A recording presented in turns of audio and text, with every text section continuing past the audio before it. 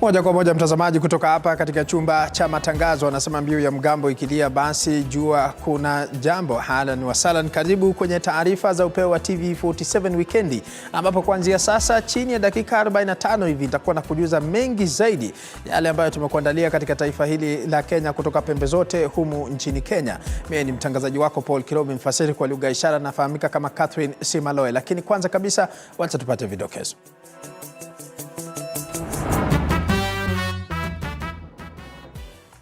Hebu sikiza, ikiwa unahusika kwa kuzalisha, kuuza, kusafirisha au hata kubugia mafunda yako ya kawaida ya pombe haramu, jihadhari. Serikali inakuja kwa ajili yako katika msako mpya na mkubwa sana kote nchini.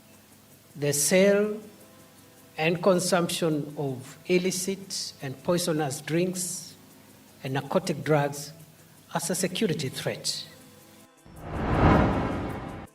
Viongozi kutoka mrengo wa Azimio wajitokeza kuunga mkono mpango wa kiongozi wao Raila Odinga wa kuwania uongozi wa tume ya Umoja wa Afrika. Lakini je, Azimio itaweza kusimama bila Odinga?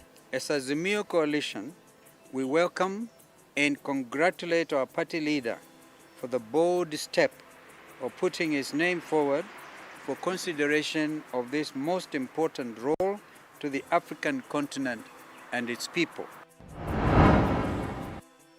Na tujue ni kwa nini mbunge wa Matungu katika kaunti ya Kakamega anatangaza vita dhidi ya disco matanga. Nitapeleka mswada bunge ya kuregulate disco matanga ili kuprotect hawa watoto. Unafuatilia matangazo kupitia mtandao wa Facebook TV47 Live na mtandao wa YouTube ni TV47 Live. Mimi ni mtangazaji wako Paul Kirobi, mfasiri kwa lugha ya ishara kwa mara nyingine anafahamika kama Catherine Simaloe. Tuandamane hadi tamati.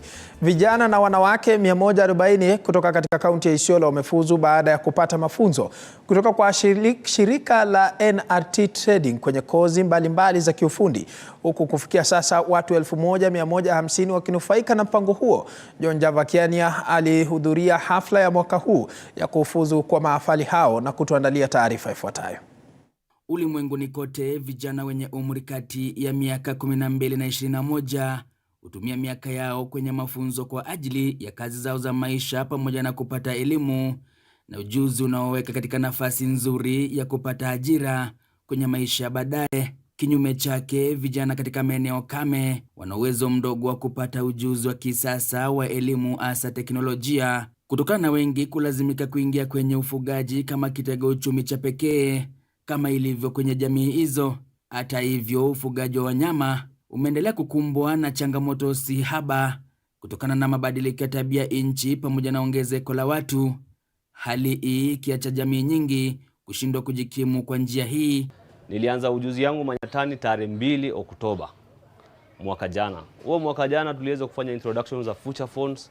At least nilipata idea what is phone. Kabla hata nifanye graduation yangu, mimi on December already nilikuwa nishaanza biashara ya simu. Nakuta saa hii within hiyo 3 months ambayo tulipatwa 90 days ya shule, nimeempower vijana 2-3 from our class. Jambo nilikuwa ni mtu wa msituni tu, kusumbua tu watu. Ndena ni kusumbua mtu wa msituni nini? Tunasikianga kichaka ni ya mwizi. Kazi yangu ilikuwa ni hiyo. Lakini tangu hii kazi kuje, nimeona imeniokoa maisha. Juu kama ni kugurumisha pikipiki, kubomoa engine, imekuwa ni kazi rahisi.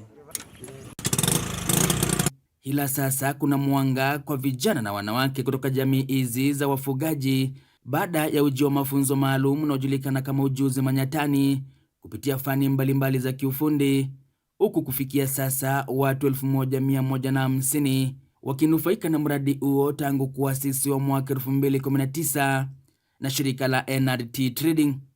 Kozuki kama hapa, we teach you more on practicals. Atukufunzi theory mingi kama colleges, ukienda colleges where utaona kutakuwa na a lot of competition, mostly you tend kuanguka exam, but hapa practical, of course huwezi anguka exam because it's practical.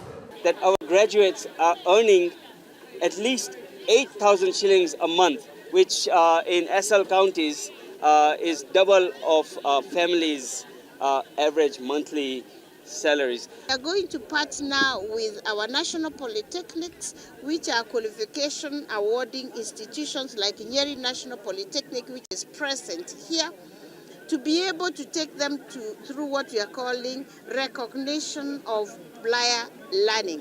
Baada ya maafala 140 kuhitimu katika fani mbalimbali za kiufundi, idadi kubwa inazidi kusalia nyumbani, huku wito ukitolewa kwa serikali za kaunti na mashirika ya kibinafsi kuingilia kati na kupiga jeki sekta hii.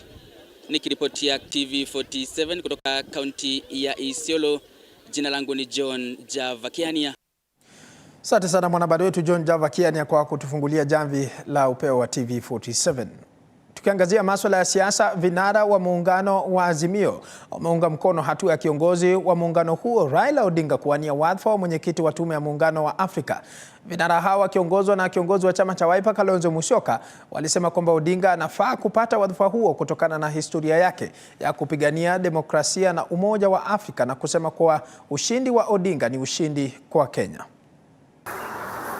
Vinara wenza katika muungano wa Azimio wakiongozwa na kiongozi wa Wiper Kalonzo Musyoka na washirika wa rais mstaafu Uhuru Kenyatta walionyesha umoja wao kufuatia hatua ya kiongozi wa muungano huo Raila Odinga kutangaza kuwa tawania wadhifa wa mwenyekiti wa tume ya muungano wa Afrika. As Azimio Coalition, we welcome and congratulate our party leader for the bold step of putting his name forward for consideration of this most important role to the African continent and its people. We fully support his decision and we shall back his candidature to our fullest capacity. Maswali yanaibuka kuhusu hatima ya Azimio bila Odinga, huku duru zikisema Kalonzo na kiongozi wa DAP Kenya Eugene Wamalwa huenda wakapeperusha bendera ya muungano huo katika kura zijazo. Haya yote yanajiri licha ya tetesi kutoka kwa wandani katika muungano huo na vilevile dalili kuonyesha kuwa huenda Kalonzo akachukua usukani kwenye muungano huo iwapo Odinga atapata wadhifa huo. Odinga hata hivyo hakuwa pamoja na viongozi hao, kwani amefunga safari ya nchi ya Ujerumani alikoalikwa kutoa hotuba katika kongamano la dunia kuhusu demokrasia, teknolojia na haki za kibinadamu hapo Jumapili. Wandani wa Odinga wanasema Odinga atatumia kongamano hilo kujipigia debe kupata wadhifa huo. We call on all our compatriots to give bipartisan support and ensure that Mr. Odinga's bid is successful. Mr. Odinga's win will be a win for Kenya, the region, and indeed the continent. Number 9, Azimio remains focused and united on issues close to the people, and we give our assurance of our commitment to always address their concerns. Tayari serikali kupitia katibu katika wizara ya kigeni Korir Sing'oei imetangaza kuwa itamuunga mkono Odinga. Katika ujumbe aliochapisha kwenye mtandao wa X, Sing'oei alisema serikali iko tayari kuunga mkono Odinga, akisema anastahili kupata wadhifa huo. Apul Kamau, TV47. Asante sana mwanahabari wetu wa Paul Kamau kwa taarifa hiyo. Kwingineko ni kwamba mbunge wa Matungu Oscar Nabulindo pamoja na idara ya elimu ya Matungu wameunda kamati itakayoangazia changamoto zinazokumba elimu.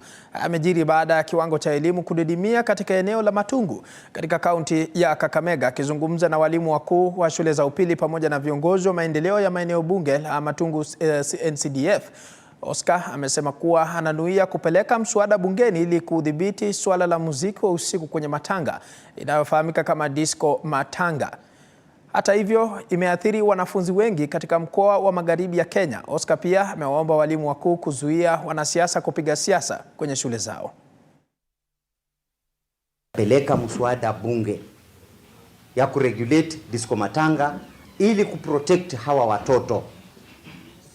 Disco matanga is rampant in Western, Nyanza, Kisii, some parts of Rift Valley and coastal region. Hizo ndio sehemu zenye disco matanga iko very prominent. Lazima hiyo ikuwe regulated, otherwise shida iko. Watoto wanakunywa pombe. Watoto waingia katika madawa za kulevya kwa sababu hapo hivyo it is free. And you know how generous people who drink alcohol can be. I don't want politics in schools. Let us give our students an ample environment to learn. And let us give our teachers an ample environment to teach these students. Let us not encourage politicians to come to our educational institutions to do funny politics. Na tukiachana taarifa yake na Bulindo, kwingineko ni kwamba waziri wa masuala ya ndani ya nchi Kithure Kindiki ameagiza kufanyika kwa msako mkubwa mno kote nchini kwa ajili ya kunasa pombe haramu. Waziri Kindiki amesema kwamba visa vya uuzaji wa pombe hiyo vitashughulikiwa sawa na ugaidi. Anajiri wakati ambapo kijiji cha Kangai katika kaunti ya Kirinyaga ambapo idadi ya waliofariki kutokana na kisa cha hivi majuzi cha unywaji wa pombe hii haramu imeongezeka hadi 20. Sheila Chalangat ana taarifa hii kwa kina. The government is going to declare a countrywide operation on all areas of our country where our people have been imprisoned by the consumption of dangerous drinks and alcoholic drinks. And that operation will begin immediately. Agizo hili la waziri Kithure Kindiki lilijiri muda mfupi tu na umbali mfupi tu karibu na pale mtu mmoja aliripotiwa kupofuka macho baada ya kubugia pombe haramu. Mwanamume huyu alisafirishwa kwa ambulensi hadi katika hospitali ya rufaa ya Kerugoya akiwa katika hali mahututi. Tukio hili liliibua ghadhabu ya wananchi walioandamana huku wakishtumu serikali kwa madai ya kuzembea katika kuikabili pombe haramu. Kufikia sasa, watu takriban 20 katika kijiji hiki wamefariki kutokana na pombe haramu. Iwapo agizo hili la waziri Kindiki litatiliwa mkazo, litakuwa ni afueni kwa wenyeji hapa. This threat of poisonous alcohol and the consumption of narcotic drugs is a serious threat on the same level as terrorism and banditry. Mmiliki wa baa ya California inayohusishwa na vifo hivi vya kijiji cha Kangai anaendelea kuzuiliwa katika kituo cha polisi cha Kiamashiri, huku waziri Kindiki akisisitiza kuwa hali itabadilika kabisa. We are not looking at routine charges about operating without licenses and other misdemeanors. We are looking at putting a proper, serious case, watertight, that this fellow will never know freedom again. Kadhalika amefanya mabadiliko katika vitengo vya usalama vya eneo hili. We have also taken measures and requested the officer commanding police stations in the affected areas also to leave. And the reason we have done this is because, first and foremost, we will conduct an impartial inquiry to find out exactly what happened. Ibada ya wafu ya watu 17 waliofariki dunia wiki chache zilizopita baada ya kubugia pombe haramu imefanyika leo hii katika eneo la Kangai, huku wakitarajiwa kuzikwa hapo kesho. Sheila Chalangat, runinga ya TV47. Na tukiachana na taarifa yake Sheila Chalangat, kwingineko ni kwamba wawakilishi wadi 13 wanaomuunga mkono gavana wa Meru Kawira Mwangaza leo hii wamezuiliwa na maafisa wa usalama kuzungumza na waandishi wa habari ndani ya bunge la Meru. Wawakilishaji hao wakiongozwa na mwakilishi wa wadi ya Mitunguu Evans Mawira wamemshutumu spika wa bunge Ayub Bundi kwa kusababisha masaibu yao kwa kigezo cha wao kumuunga mkono Kawira Mwangaza. Aidha, wamelalamika kuwa leo wamewachwa nje katika mkutano muhimu wa kujadili bajeti na mipango ya maendeleo ya mwaka ADP. Lakini la kushangaza ni kwamba ile impunity na ile dictatorship tuliona siku ya Jumanne ambapo sisi tuliweza kutimuliwa katika kamati za mbunge, katika aswa kamati ile inatengeneza budget inaitwa budget committee, ile ingine ya PAC na ile ya implementation ambazo ni select committees, imeendelea hata siku ya leo. Sababu sisi tumeambiwa ya kwamba hatuwezi ingia katika bunge na hatuwezi ongea na wanahabari tukiwa katika bunge letu la Meru. Kwa hivyo sisi tumetojitokeza kuambia wa Meru na kuambia wananchi wa Kenya ya kwamba shinda ya Meru haiko katika gavana wa Meru. Sababu gavana wa Meru alisema ya kwamba yeye yuko tayari kufanya kazi na yeyote yule ambaye amechaguliwa. Na sisi tumeona hawa MCAs ambao wanatufukuza sababu mradi wa MTF unaendelea kwa kulima pa kutengeneza barabara za Meru. Tumeshangaa sana ya kwamba wao wanaenda kundadia hizo graders na machines huko mashinani, wayasu wakikuja katika bunge wanataka kusema ya kwamba sisi hatutaki kufanya kazi na gavana. Kwa hivyo sisi tunauliza, whose interest is Meru County Assembly protecting? Shangaza ni kwamba kila mmoja alienda ofisi ya governor aliweza kutolewa komiti zote na akaweza kutolewa any responsibility he or she is holding in this county assembly of Meru. Swali letu lingine ni kuwa ni nani tumekosea. Mimi kama mwana Jubilee sijapigiwa simu kutoka Nairobi niambiwe nisiunge governor mkono. Na nafikiria pia wanauda wajapigiwa simu waambiwa wasiunge governor mkono. So shida yetu kwa kuunga governor mkono, shida iko wapi? Na mbali na taarifa hiyo, mtazamaji, kwingineko ni kwamba mwanafunzi wa shule ya upili ya Usenge katika kata ndogo ya Bondo Eugene Otieno amevumbua kifaa kinachosaidia kupunguza maafa yanayoletwa na mafuriko katika misimu ya mvua. Otieno alizidi kueleza umuhimu wa kifaa hiki na kuguzia nia ya kukiboresha kifaa hiki ili kiweze kuibuka bora zaidi katika mashindano ya teknolojia ya shule za upili yaliyoandaliwa katika Chuo Kikuu cha Sayansi na Teknolojia cha Jaramogi. Naibu mhadhiri wa mipango na fedha wa chuo hicho Agrithuo aliahidi kuunga mkono na kuwa makini na vifaa vinavyoundwa na wanafunzi.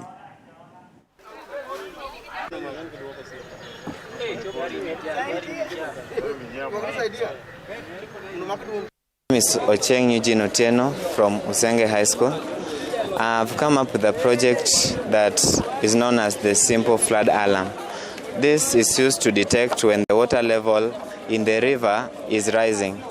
My main objective when I was coming up with this was that one was with the floods that have occurred ever since we came to this earth.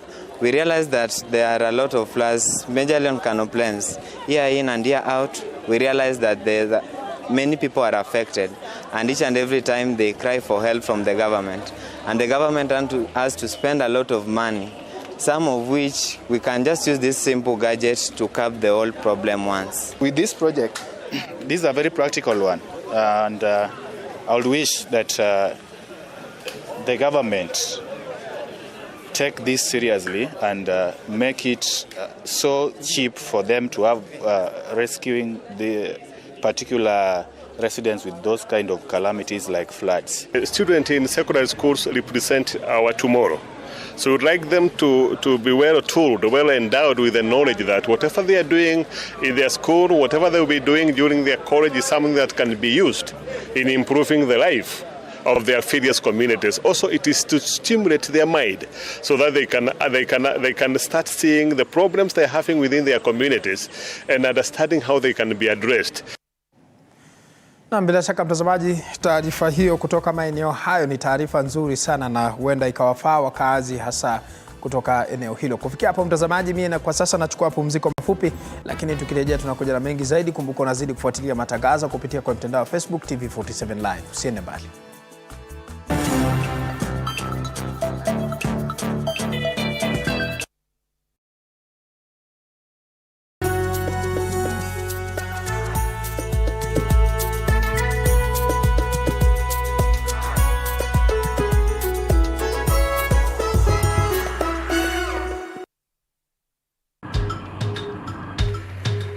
Na safari hii katika Mfahamu Kiongozi tutakuletea viongozi aina mbalimbali. Nikuwe na Nisani kama 10 na pia nikuwe menua minibus. Minibus nikoniwa. Kushinda unaangalia simu ya mzee. Soma Biblia ama ingia kwa washroom ujisugue. Mpaka nimetoa hivi. I don't know whether any of my children would want to get into the political field. Sijajua bado. kila Alhamisi saa 1:30 kuendelea.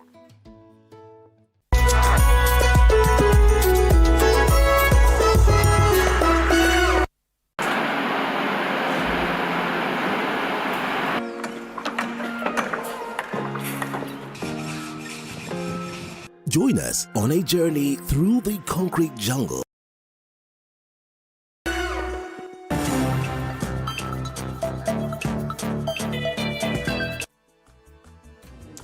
Na karibu tena mtazamaji, nizidi kukupasha mengi zaidi.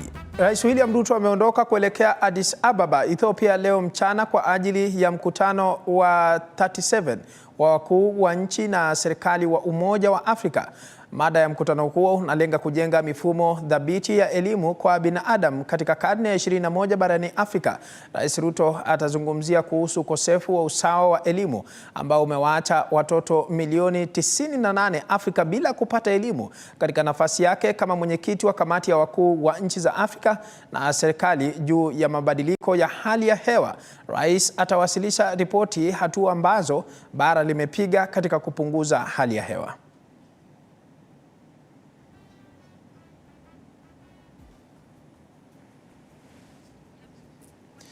Naam, hizo ni habari ambazo tunazidi kufuatilia kwa kina zaidi, lakini tutakujuza mwendo wa baadaye tutakapopata taarifa kamili kuhusiana na ziara yake. Lakini tukiachana na hayo, kwingineko ni kwamba zaidi ya wanafunzi 28,000 kutoka kaunti ya Machakos watapokea ufadhili wa elimu kutoka kwa serikali ya kaunti ya Machakos. Akizungumza wakati wa uzinduzi huo, gavana wa Vinya Ndeti ameeleza kwamba mwaka huu serikali hiyo itatoa ufadhili wa kitita cha milioni 120 kwa shule za sekondari na vyuo vya kiufundi ili kufadhili masomo ya wanafunzi 28,000.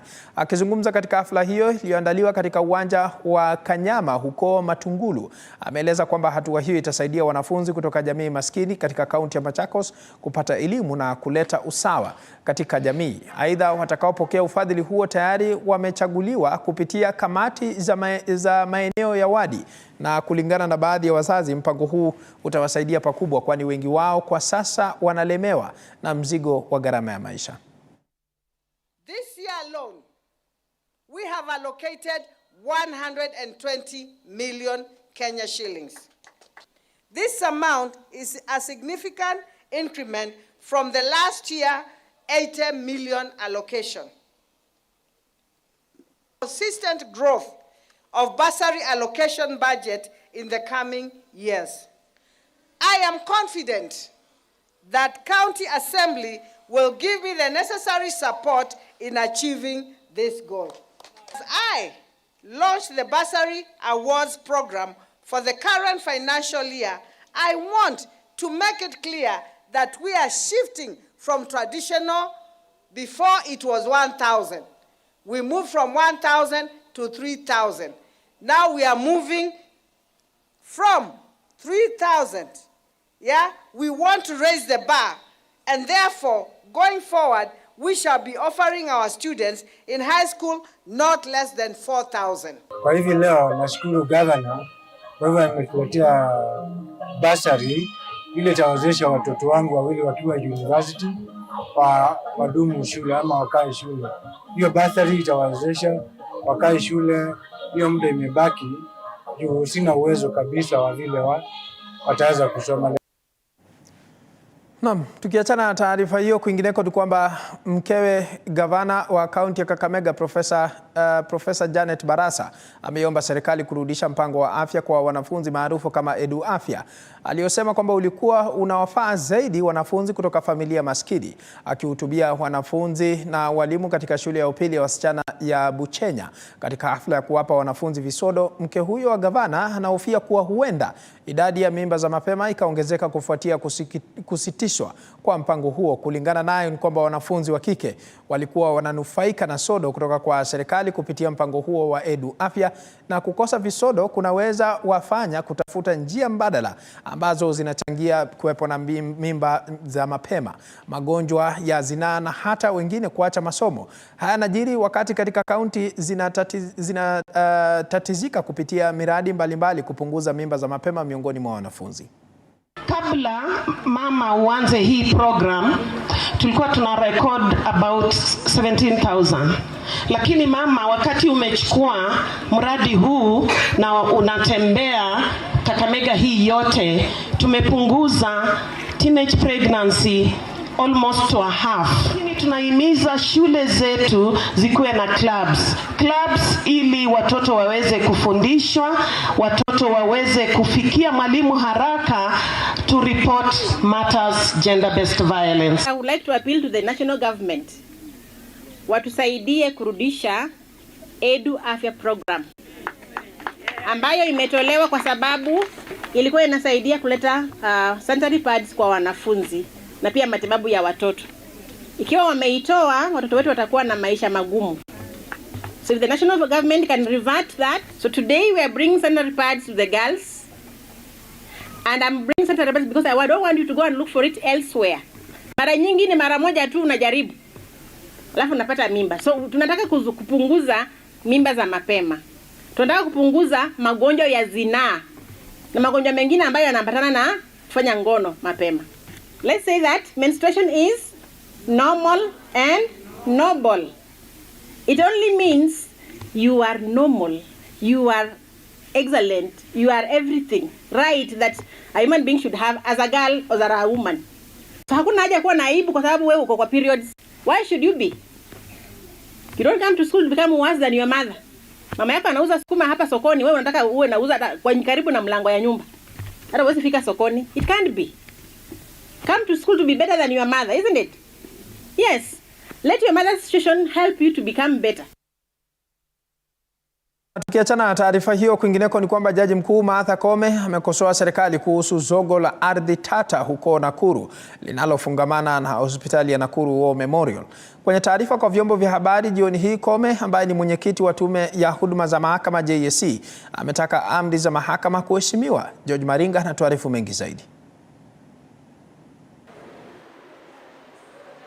Kwa mara nyingine tena, Jaji Mkuu Martha Koome ambaye pia ni rais wa mahakama ya Upeo nchini na mwenyekiti wa tume ya huduma za mahakama JSC ameshangazwa na jinsi serikali inapuuzilia mbali amri za mahakama. Kulingana na Koome, tume ya JSC imepewa mamlaka kikatiba kuishauri serikali kuhusu utendakazi bora, mathubuti na wa uwazi wa utoaji haki. Kwenye taarifa jioni hii, Koome amesema kwamba nikinukuu, kwa kuzingatia mamlaka haya, JSC inasikitishwa na visa vya mara kwa mara vya kupuuza utawala wa sheria na kutumwa kwa nguvu na vitisho ili kuingilia utekelezaji au uzingatiaji wa maagizo ya mahakama. Koome amemulika hususan kaunti ya Nakuru. JSC inasikitishwa haswa na matukio katika kaunti ya Nakuru ambapo wavamizi wameikalia hospitali ya Nakuru War Memorial na kukaidi maagizo ya mahakama. Kulingana na Koome, tume ilishuhudia kwa wasiwasi kushindwa kwa maafisa wa kutekeleza sheria katika kuhakikisha kwamba amri za mahakama zinafuatwa. Kulingana na Koome, vitisho hivi vinavyoendelea, kuingiliwa kwa nguvu na kushindwa kwa polisi kurejesha utulivu na kuhakikisha usalama kumesababisha majaji wawili kujitoa kusikiliza kesi hiyo. Kitendo cha majaji kugoma kushughulikia suala hilo kutokana na vitisho vya mara kwa mara kinashusha heshima ya mahakama na kuathiri utendaji wa haki. Hili ni jambo la kutia wasiwasi JSC na tishio kwa utawala wa sheria. Koome hakukomea hapo. Amelaani vikali shambulio dhidi ya mawakili wa Nakuru ambao waliandamana kwa amani kupinga kupuuzwa kwa amri za mahakama Alhamisi tarehe 16 Februari mwaka 2024. Kulingana naye, JSC inatambua kwa masikitiko kwamba maafisa wa polisi walisimama macho na kutazama mawakili hao wakishambuliwa. Jaji mkuu amekamilisha kwa kusema JSC inabainisha kuwa utawala wa sheria ni muhimu katika demokrasia inayofanya kazi na inataka ufuasi mkubwa wa katiba. Itasalia kuonekana hatma ya zogo la ardhi ya hospitali ya Nakuru War Memorial. George Maringa, TV47, Nairobi.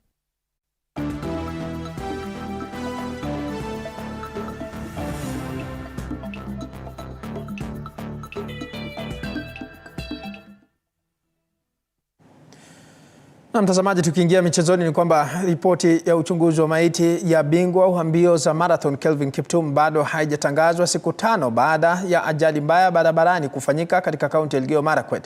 Hata hivyo, mtaalam wa magonjwa mjini Eldoret Benson Macharia alitoa taarifa kuhusu sababu zilizochangia kwa kifo cha kocha wa Kiptum Gervais Hakizimana.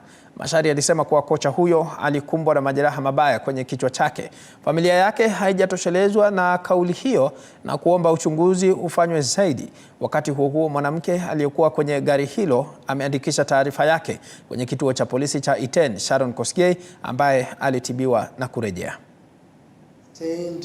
Very serious fractures within the skull.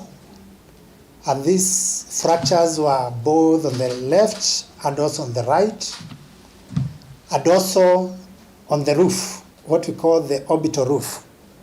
Where we have the eyes, we have a roof there. So this fracture had gone all the way left to the right, and also extending to the skull base. Anytime we have a fracture extending to the skull base, that's a very severe injury. We are requesting the government of Kenya, for us we are about to leave and take the body, but we are requesting the government of Kenya to do thorough investigations, because we can really say that we are not satisfied by this, the information we got from everything that we saw. We were able to record a statement of Sharon Kosgei, who happened to be in company of the duo. In her statement, she stated that during the time of that accident, she saw the vehicle moving out of the road and alerted the driver, the late Kelvin Kiptum. He was unable to control the vehicle and thereby resulting to the accident.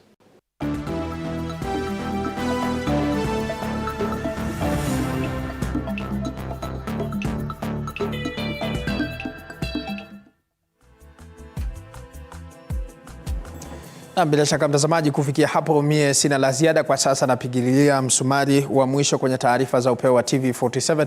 Nimekuwa mtangazaji wako Paul Kirubi, mfasiri kwa lugha ya ishara amekuwa ni Catherine Simaloe. Na kutakia usiku mwema na asante sana kwa kutegea muda wako na kutazama taarifa za Upeo wa TV47. Asante sana.